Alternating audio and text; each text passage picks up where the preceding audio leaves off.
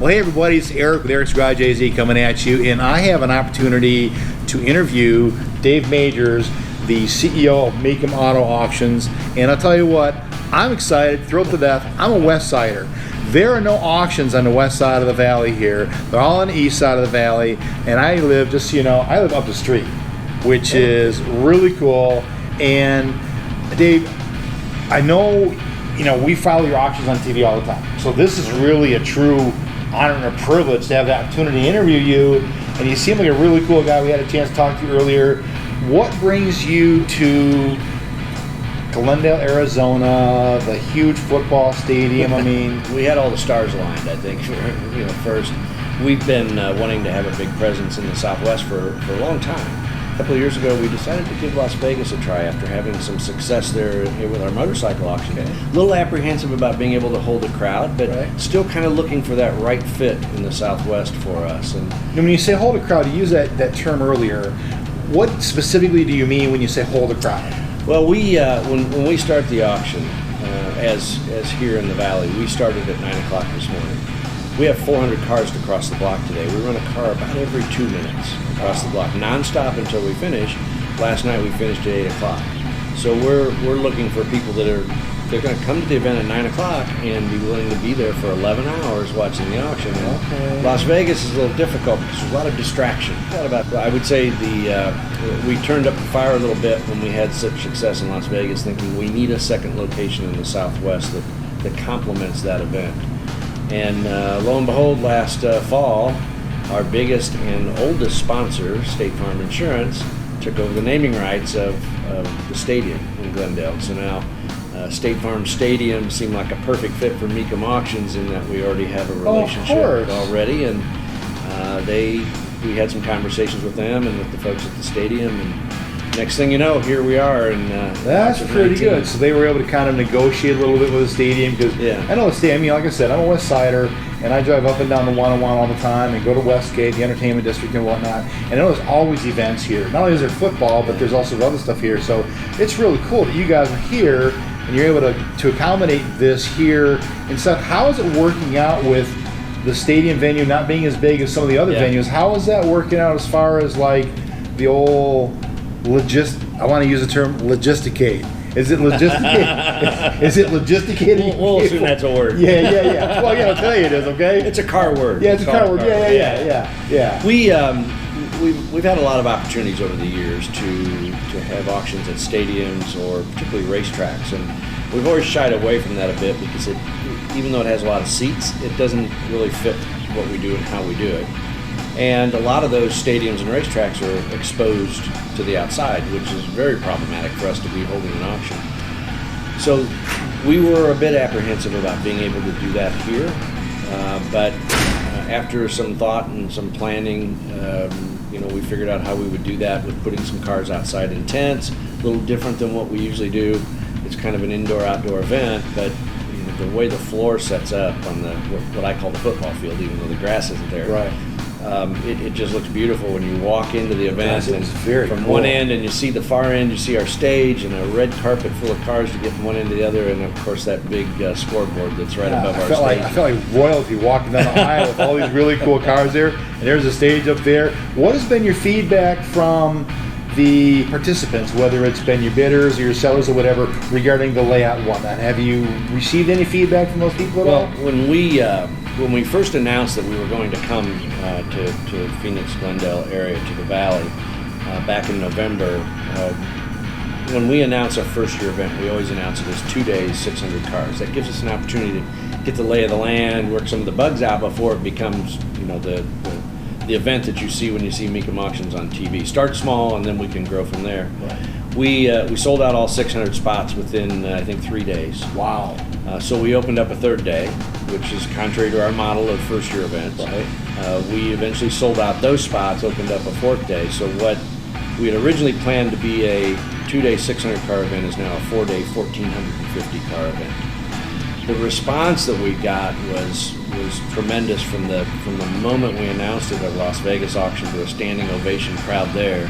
Really? To continual response of, we're glad you finally come. We've been wanting you to come to the Valley. Thank God you're finally going to be there.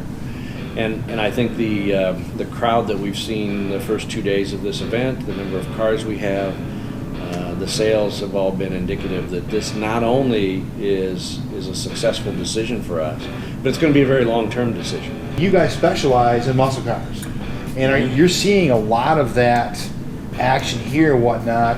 And so, of 100% pie, okay, what percent is that pie in this location would you feel would be the muscle car crowd?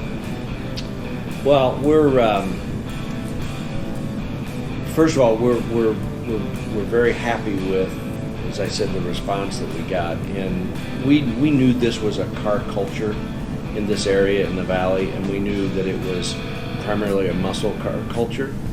We have our partner sponsor Dodge gives us a Dodge Hellcat, a yellow Hellcat that's been wrapped with the black Mecum on it that we use as a show car in various areas.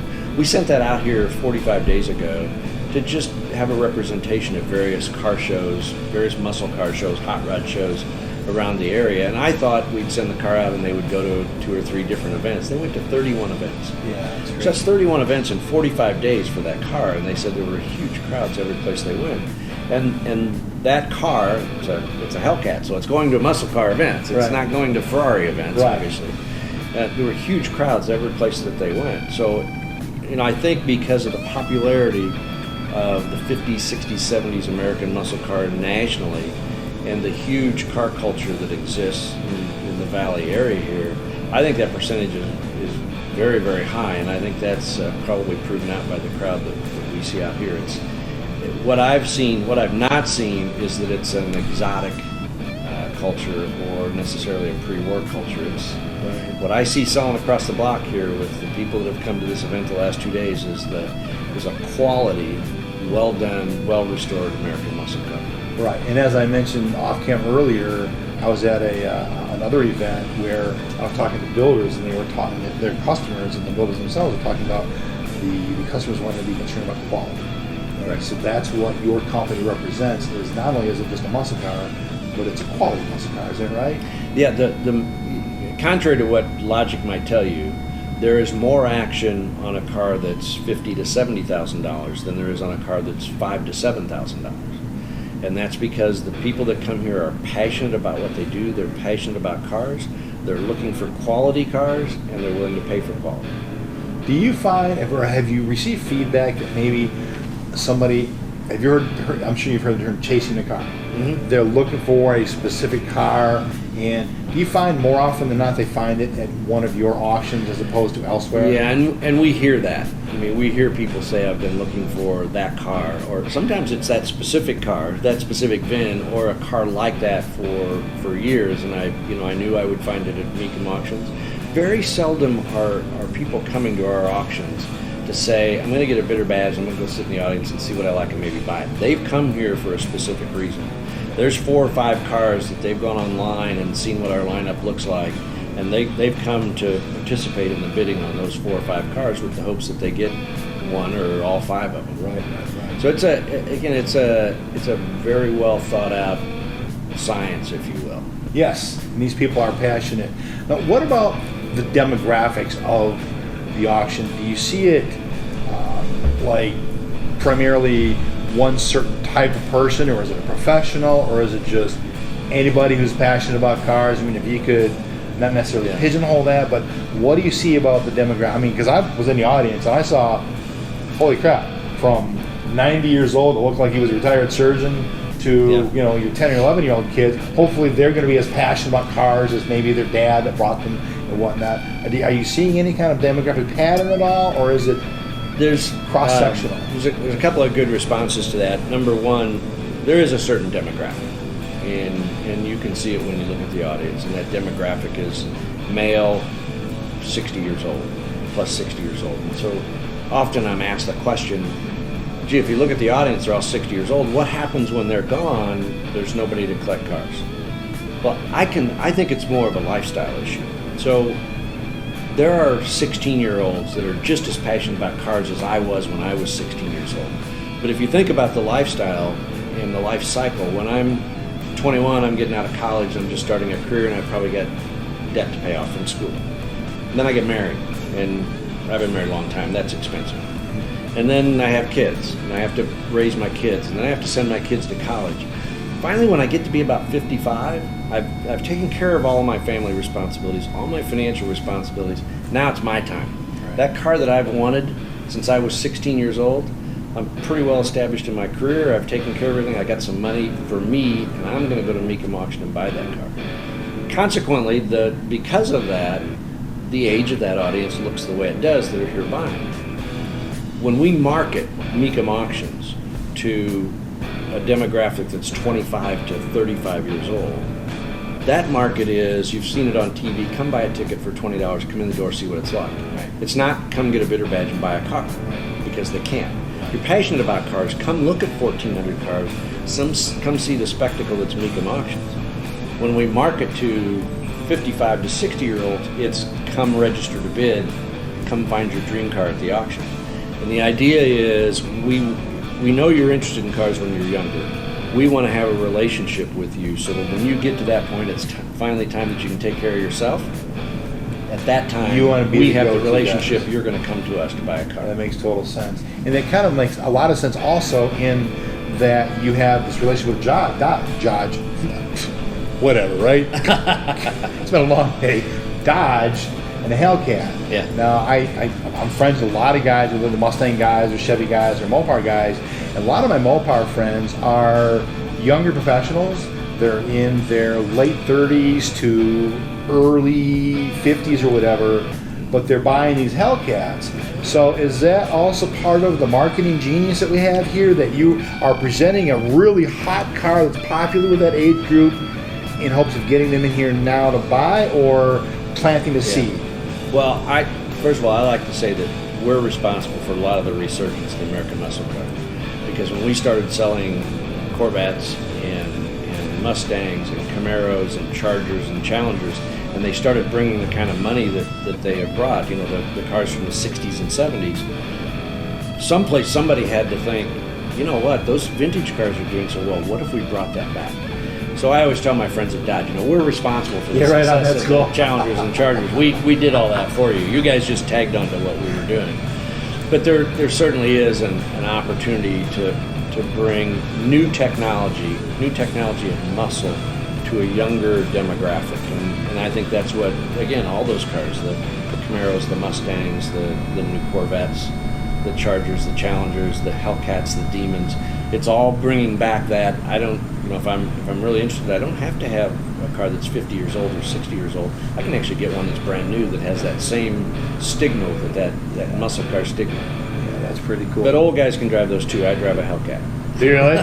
Good for you. That's pretty cool. I drive a older Mustang. I have an 06 Mustang GT that is my little baby car. Yeah. Like you say, you get to a certain age and everybody else taken care of. I'm a grandpa. Everybody else taken care of.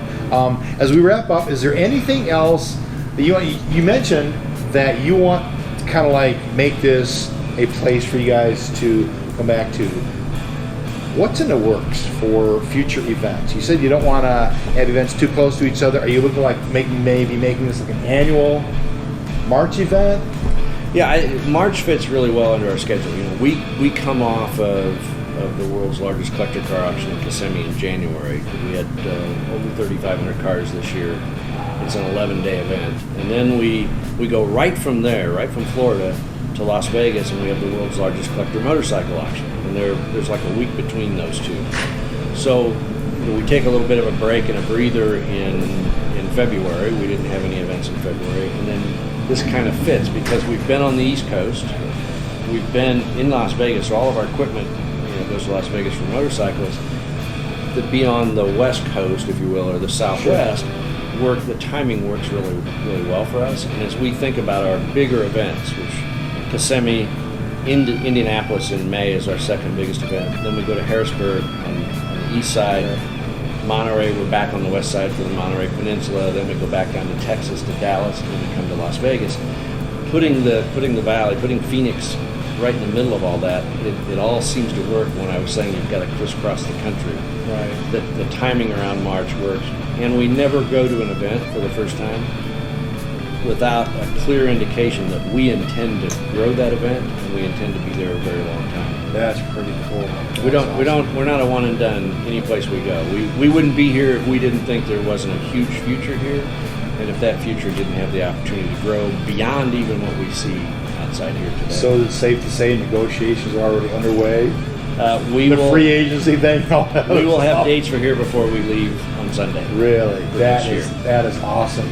You know, I tell you, it's a real honor and a privilege to be here with Dave from Mecum Auto Auctions, and I'm excited. You know, these guys are the muscle car geniuses of the world. They did recreate the muscle car craze that's going on right now, and all these guys I meet and greet up out on the state here, it's awesome. Been up to SEMA everywhere. They love muscle cars. So this is Eric with Eric's Garage AZ. What we say in Eric's Garage AZ land is drive it like you stole it, bitches. Please like, subscribe, and share. Thanks. Peace.